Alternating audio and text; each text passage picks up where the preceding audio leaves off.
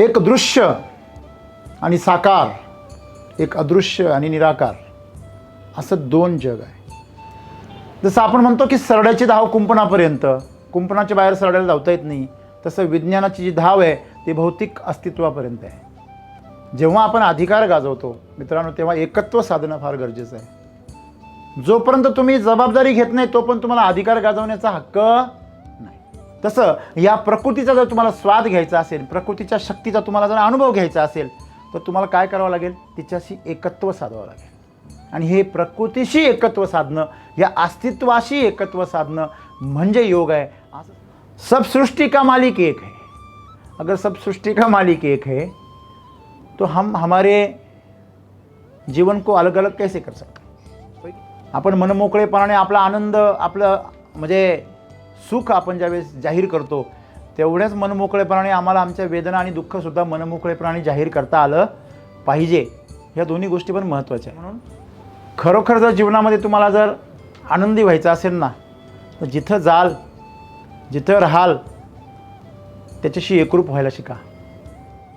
जो रस्ता संघर्षाचा असतो ना, त्या रस्त्यालाच तुमच्या जीवनामधले खऱ्या अर्थाचे अचिव्हमेंट्स आणि खरं सार्थकता तिकडे लपलेली असते. काय म्हटलो, तुम्हाला जीवनामध्ये जर एखाद्या गोष्टीचा शॉर्टकट नाही मिळाली तर तुम्ही तिला नकार द्यायला शिकलं पाहिजे. समोरच्यानी कसं वागावं हे आमच्या हातात नाही, पण त्याला प्रतिसाद कसा द्यावा हे आमच्या हातात आहे.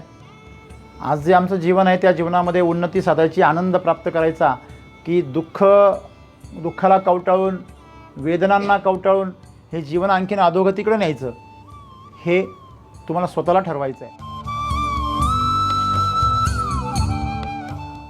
मित्रहो, माणसाबरोबर दोन गोष्टी असतात, एक माहीत असलेली गोष्ट, एक माहीत नसलेली गोष्ट. आमच्या अस्तित्वामध्ये आम्हाला ज्या गोष्टी माहिती आहे त्यांच्या एक आम्ही सहवासामध्ये जगतो, आणि अशा काही गोष्टी ज्या आम्हाला माहीत नाही आहे पण तरी पण ते आमच्यासोबत आहेत. मग जसजसं तुमचा बोध विकसित होत जातो तसतसं कळतं की आपल्याबरोबर अशाही काही गोष्टी आहे ज्या आपल्याला माहीत नाही आहे. तर जे आम्हाला माहीत आहे ते भौतिक जग आहे,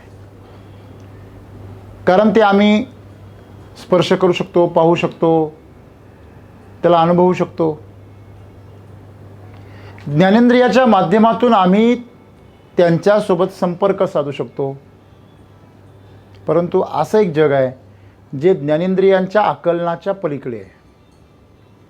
खरं तर आम्ही त्याच जगामुळे जिवंत आहोत.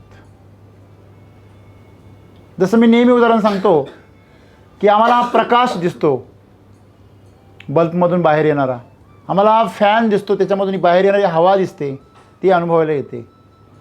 परंतु ज्याच्या ताकदीवरती तो फॅन फिरतो आहे, ज्याच्या ताकदीवरती तो प्रकाश बनतो आहे, ती आम्हाला माहिती नाही आहे, ते आम्हाला दिसत नाही. एक दृश्य आणि साकार, एक अदृश्य आणि निराकार, असं दोन जग आहे. ह्या दोन जगांचं मिळून हे अस्तित्व बनलेलं आहे, ही सृष्टी बनलेली. आम्ही सुद्धा असेच बनलेलो आहोत. प्रत्येक प्राणी, प्रत्येक वस्तू, प्रत्येक पदार्थ हा त्यातील ऊर्जा आणि पदार्थ ह्या दोघांनी बनलेला आहे. आता आकार आणि निराकार, जसं आकाशामधून वीज कोसळते, ज्यावेळेस ती प्रकाशमान होते, फक्त प्रकाश स्वरूप असते, तिच्यामध्ये आकार नसतो कुठलाच.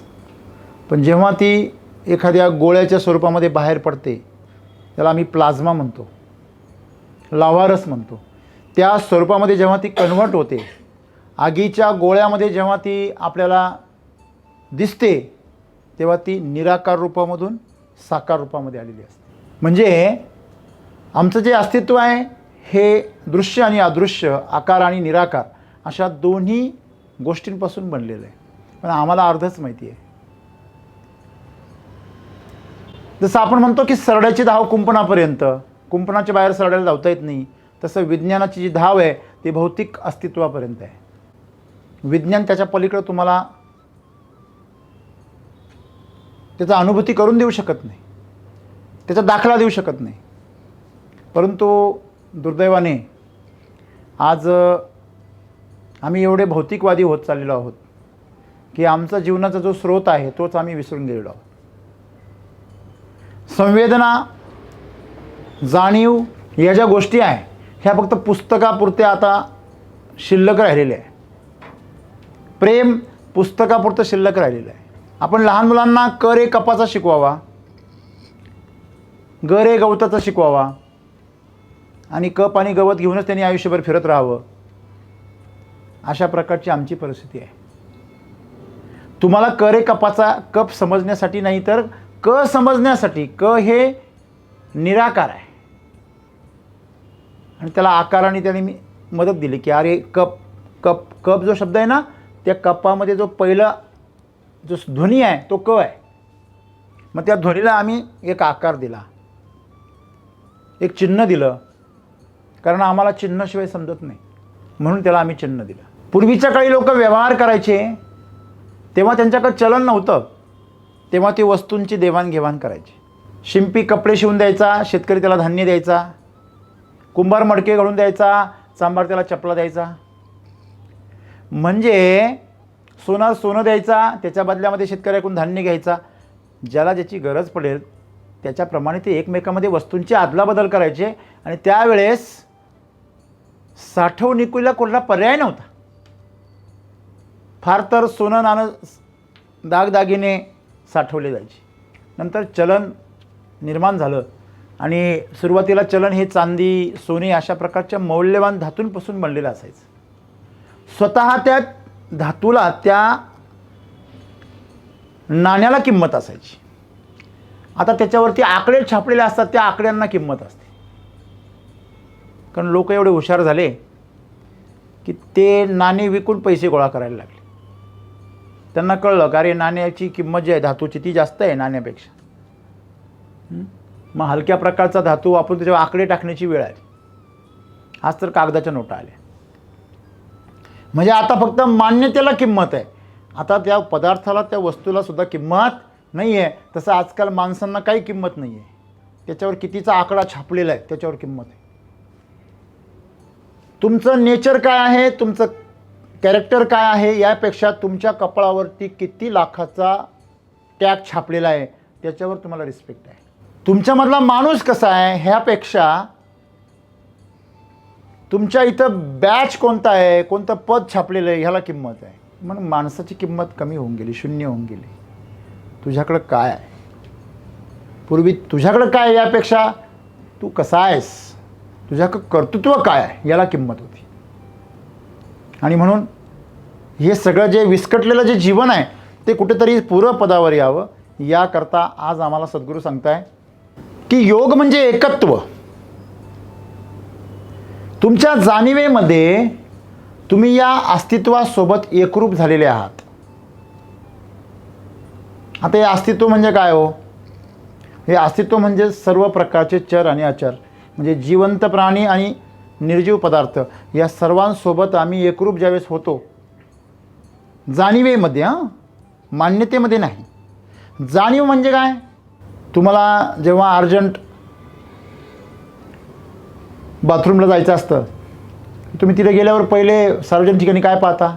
वरती लेबल पाहता का इथं चित्र जेंट्सचं आहे का लेडीजचं आहे. कारण तुम्हाला जाणीव आहे का तुम्ही एक विशिष्ट जेंडर आहात. ही जाणीव तुम्ही विसरता का? नाही, ती आम्ही कायम लक्षात ठेवतो. एखादा पेशंट आहे डायबिटीजचा, त्याच्यासमोर जर गोड पदार्थ आले, पंचपक्वान्न आलं, जरी गावाला गेला, कुठेही हॉटेलमध्ये गेला, त्याला तर संपूर्ण मोकळीक असते. घरामध्ये तिथं बंधनं लावणारी माणसं असतात, पण तिथंसुद्धा तो जाणीव ठेवतो की मी जर हे खाल्लं तर मी मरेल, मला इथं औषधोपचार करायला कोणी नाही, माझं जर शुगर वाढली तर. जेव्हा एखादी गोष्ट तुमच्या जाणीमध्ये उतरते, जाणीवेमध्ये उतरते, ती तुमच्या आचरणामध्ये दिसून येते. आणि एखादी गोष्ट तुम्हाला माहीत असते ती तुमच्या बडबडीतून दिसते, फक्त तुमच्या आचरणात ती तुम्ही कधी जाणवत नाही, दिसून येत नाही. आणि म्हणून तुमच्या आचरणामध्ये जेव्हा एखादी गोष्ट उतरते, पाझरते, तिला म्हणायचं जाणीवीतून आलेली आहे. जर आमच्या जीवनाच्या संदर्भामध्ये जाणीव असेल, एखाद्याला गरिबीची जाणीव असते, एखादा विसरून जातो. एखाद्याला आपल्यावर केलेल्या उपकारांची जाणीव असते, त्याला कृतज्ञ असं म्हणतात. आणि जो आपल्यावर केलेल्या उपकारांची जाणीव विसरून जातो त्याला कृतघ्न असं म्हणतात. मग ही जी जाणीव आहे ती जाणीवेमध्ये आम्हाला सतत माहीत पाहिजे की आम्ही ह्या सगळ्या सृष्टीचा एक छोटासा भाग आहे. हे अस्तित्व तर कायम आहे, पण मी काही काळापुरता आहे. जेव्हा मी माझं झाड तोडतोय आजूबाजूला एखादं, तेव्हा मी विचार केला पाहिजे माझ्या फुफ्फुसाचा एक तुकडा मी तोडतोय, कारण हेच झाड मला ऑक्सिजन देतं आहे. जेव्हा म्हणजे एखादा कागद नासवतो आणि बेजबाबदारपणे कागद वापरतो, तेव्हा मला जाणीव असते की बाबा रे, हे कागद बनवण्यासाठी कुठलं तरी झाड तोडलं गेलेलं आहे. ही जर जाणीव मला असेल तर तो कागद मी जपून वापरेल, कमीत कमी त्याचा वापर करेल. म्हणजे आम्हाला जेव्हा जाणीव असते, आम्ही जेव्हा घरी असतो तेव्हा मला जाणीव असते की ही वस्तू माझी आहे. जेव्हा आम्ही सामाजिक वस्तू वापरतो तेव्हा जाणीव नसते आपल्याला. जेव्हा आम्ही एखादा निर्णय घेतो, तो निर्णय घेत असताना आपण म्हणतो की SCT आपला काय आहे, परिवार आहे. आम्ही याच्याशी एकरूप आहे की आपण नेहमी एक लक्षात ठेवलं पाहिजे, परिवार जर म्हटलं त्या परिवाराची संवेदना आपल्यामध्ये काय झाली पाहिजे, उतरली पाहिजे, आणि ते एकत्व निर्माण झालं पाहिजे. लोक हल्ली मुखवटे घालून प्रवेश करतात स्वतःचा स्वार्थ साधण्यासाठी, आणि नंतर मग काय करता, ज्यावेळेस उघडं व्हायची वेळ येते तेव्हा तोंड लपवता. जेव्हा आपण अधिकार गाजवतो मित्रांनो, तेव्हा एकत्व साधणं फार गरजेचं आहे. जोपर्यंत तुम्ही जबाबदारी घेत नाही तोपर्यंत तुम्हाला अधिकार गाजवण्याचा हक्क नाही. बरोबर आहे. एक लक्षात ठेवलं पाहिजे, जेव्हा माझी आई मी गमावली तोपर्यंत मी माझ्यासाठी जगत होतो. मला वाटायचं मला पण सुख हवं, माझं पण जीवन आहे, माझं काहीतरी अस्तित्व आहे, माझ्या पण गरजा आहे. पण जेव्हा आई गेली तेव्हा ही मोठी आई माझ्यासमोर उभी राहिली, जिला आम्ही मातृभूमी म्हणतो. बरोबर आहे. आई ज्यावेळेस गेली, ज्यावेळेस आम्ही तिला अनंतामध्ये विलीन केलं म्हणतो, तेव्हा आम्ही तिचं शरीर कुठे अनंतात विलीन करतो, स्मशानभूमीमध्ये. आणि जेव्हा तिची राख झाली, ती राख आम्ही ज्यावेळेस अस्थिचं विसर्जन केलं पंचवटीमध्ये, त्यावेळेस ती कशामध्ये विलीन झाली, या मातृभूमीमध्ये. मग तिने मला एक अर्थाने काय सांगितलं की आता आम्ही ह्या अनंतामध्ये आहे, तुला सगळ्या अनंताची, तुला जर माझी सेवा करायची, तुला कोणाची सेवा करावी लागेल, या अनंताची सेवा करायला लागेल, कारण मी ह्या सगळ्या अनंतामध्ये विलीन झाले, एकत्व झाले. मग हीच जाणीव जर आम्हाला झाली तर आम्ही खऱ्या अर्थाने योगी होऊ शकतो. बरोबर आहे. आम्हाला जीवनाचा खरा आनंद का मिळत नाही? तुमच्या समोर गुलाबजाम आहे, दिवसभर आहे, फक्त काचेच्या पेटीमध्ये आहे. तुम्हाला काय वाटतं? तुमच्या तोंडाला आलेलं पाणी सुकून जाईल. तुम्ही कल्पनेमध्ये त्याचा स्वाद घेण्याचा प्रयत्न कराल, पण तो तुम्हाला मिळेल का? नाही. त्याचा आनंद तुम्हाला मिळणार नाही. जोपर्यंत तो गुलाबजाम तुमच्या तोंडात जात नाही आणि तुमच्याशी एकरूप होत नाही, तोपर्यंत तुम्ही त्याचा स्वाद नाही घेऊ शकत. तसं या प्रकृतीचा जर तुम्हाला स्वाद घ्यायचा असेल, प्रकृतीच्या शक्तीचा तुम्हाला जर अनुभव घ्यायचा असेल, तर तुम्हाला काय करावं लागेल? तिच्याशी एकत्व साधावं लागेल. आणि हे प्रकृतीशी एकत्व साधणं, या अस्तित्वाशी एकत्व साधणं म्हणजे योग आहे, असं सद्गुरू आज आम्हाला सांगतात. आणि ज्या माणसाने हा योग साधला ना, त्याला दुःख व्हायचं काही कारण नाही. का? कारण मी कुठे जरी असलो तरी माझ्या घरात आहे, आणि कुठे जरी असलो तर माझ्या माणसांमध्ये आहे. ही भावना मला काय होईल? निर्माण होईल. पण जेव्हा मी एकत्व स्वरूप साधत नाही, मी विभक्त होतो, तेव्हा मात्र मला सगळीकडे वेगळं दिसायला लागतं. जसं आपण एखादी माळ आहे, ती योगाच्या धागेने एकत्र केलेली असते. ही माळ म्हणजे त्याच्यामध्ये प्रत्येक मणी हा प्रत्येक जीव आहे. फक्त आपल्या गळातली माळ काही मण्यांची असते, 100, 108 असते, एवढी असते. पण ह्या सृष्टीची माळ ही अगणित असंख्य अशा मण्यांची आहे. आणि तिच्यामध्ये ज्यावेळेस आपण धागा तिचा तोडतो, आपण त्याच्यापासून काय होतो? मणी विखरतात, आपल्याला सगळं वेगळं दिसतं. बघा, दुःखी माणसाला सगळं जग कसं दिसतं? वेगवेगळं दिसतं. आणि आनंदी माणसाला सगळं जग कसं दिसतं? एकत्र दिसतं. असं नाही आहे का? दिसतं. जेव्हा तुम्ही आनंदी असता तेव्हा तुम्हाला सगळे आपले वाटतात. जेव्हा तुम्ही दुःखी होता ना, त्यावेळेस तुम्हाला बरेचसे लोक आवडत नाही. का बरं? कारण तुम्ही योगातून बाहेर पडले असतो, तुमचा वियोग झालेला असतो. ज्यावेळेस तुम्ही प्रेमात पडता ना, त्यावेळेस अचानक सगळीकडचं सौंदर्य वाढतं, अचानक सगळं जीवन सुंदर होऊन जातं. आणि जेव्हा त्याचा ब्रेकअप होतो तेव्हा त्याला प्रत्येक गोष्ट अशी त्रासदायक वाटायला लागते, इरिटेशन द्यायला लागते. जी गाणी त्याला गुलाबी स्पर्श देत होती ती गाणी त्याला टोचायला लागतात, पाकळ्यासुद्धा काट्यासारख्या टोचायला लागतात. लाल रंग म्हणजे त्याच्या आयुष्यामधला फार मोठा रेड सिग्नल दिसायला लागतो, जो काही काळापूर्वी त्याच्यासाठी अतिशय मनमोहक असा होता. म्हणजे ही जी गोष्ट आहे जीवनामधली, ही तुमची एकत्व आणि विभगत्व, अनेकत्व ह्याच्यामधून विभागलेली आहे. म्हणून असं म्हटलेलं आहे की परमेश्वर एक आहे. साईबाबा काय म्हणतात, सबका मालिक एक है. ते फक्त असं नाही म्हणते की हिंदू, मुस्लिम, शीख, ईसाई सगळ्यांचा मालक एक आहे, असं त्यांना म्हणायचं नाही आहे. सबका मतलब सब जीवों का, सब सृष्टि का मालिक एक है. अगर सब सृष्टि का मालिक एक है तो हम हमारे जीवन को अलग अलग कैसे कर सकते, होय की नाही? आमचं जीवन वेगळं कसं होऊ शकतं? नाही होऊ शकत. मग आमचं वेगळं जीवन का होतं? आमच्या अज्ञानामुळे होतं, आमच्या दुःखामुळे होतं, जे आम्ही स्वतः निर्माण केलेलं आहे.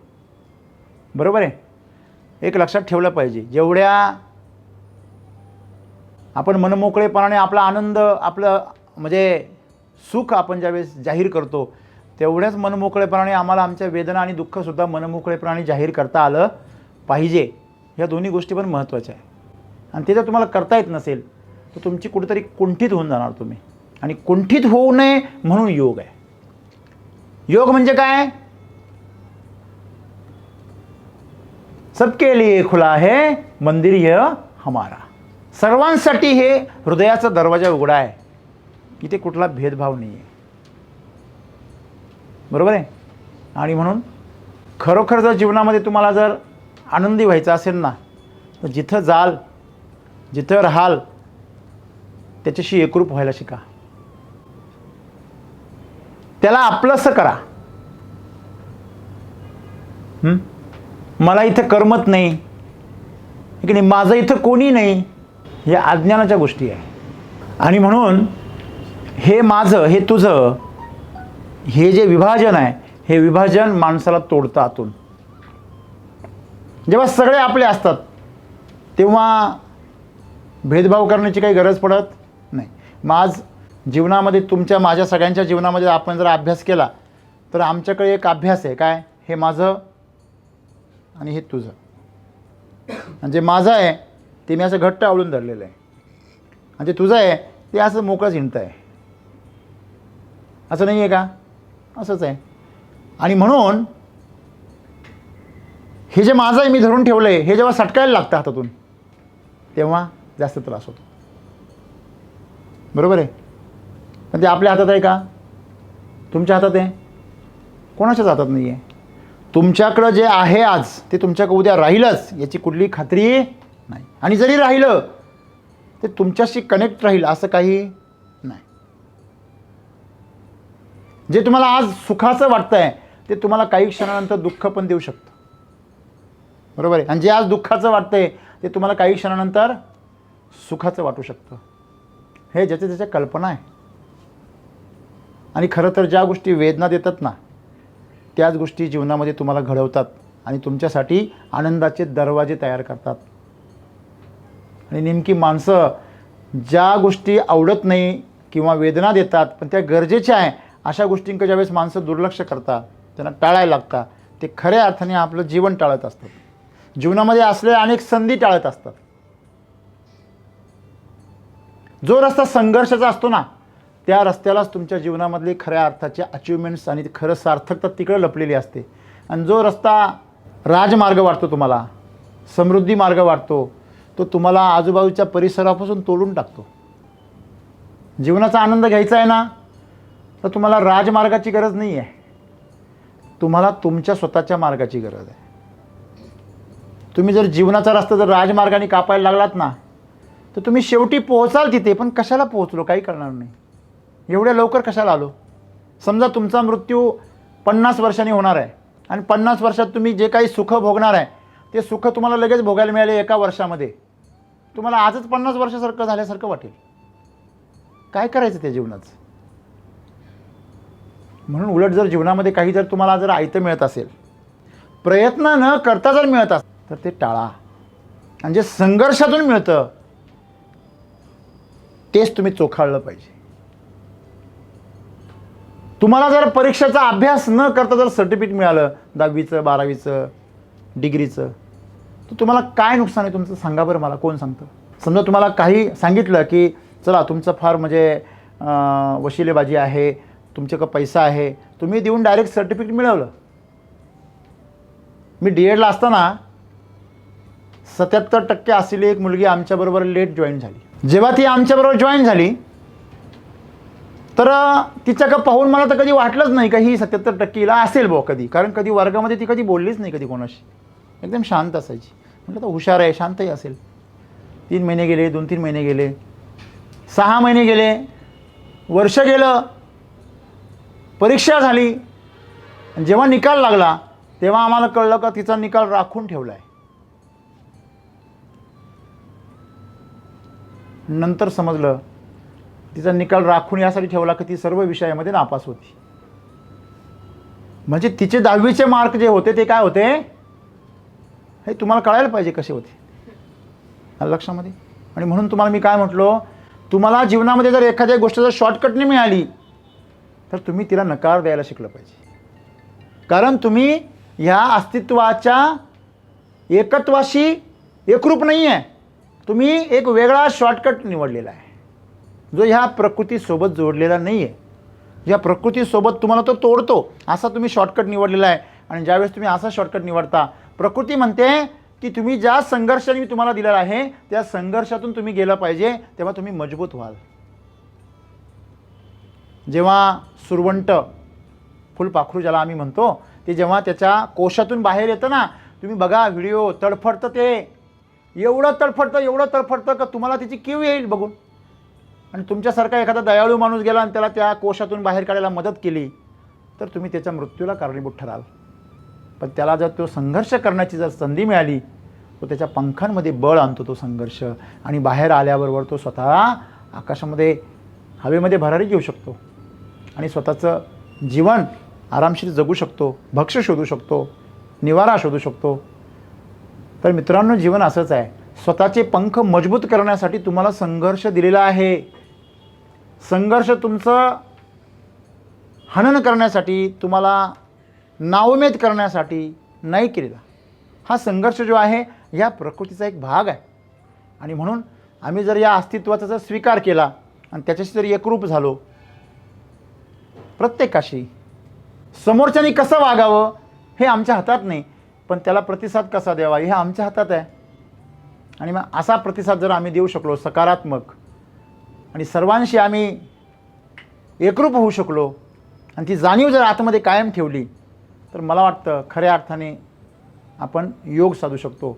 आणि जर योग जर साधला तर जीवनामध्ये दुःख शिल्लक राहत नाही, जीवनामध्ये अपयश शिल्लक राहत नाही, नैराश्य कधी येत नाही, आणि तुम्ही जे काही कराल त्यातून कल्याणच साधलं जातं. तुमचं जीवन एक चमत्कारिक होऊन जाईल. का नको आहे तुम्हाला असं चमत्कारिक जीवन?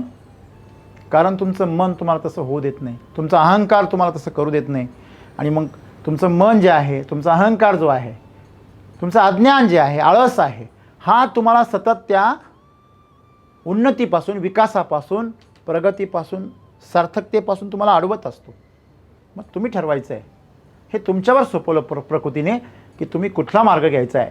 तुम्हाला योग मार्गाने जायचं आहे की वियोग मार्गाने जायचं आहे. बरोबर आहे.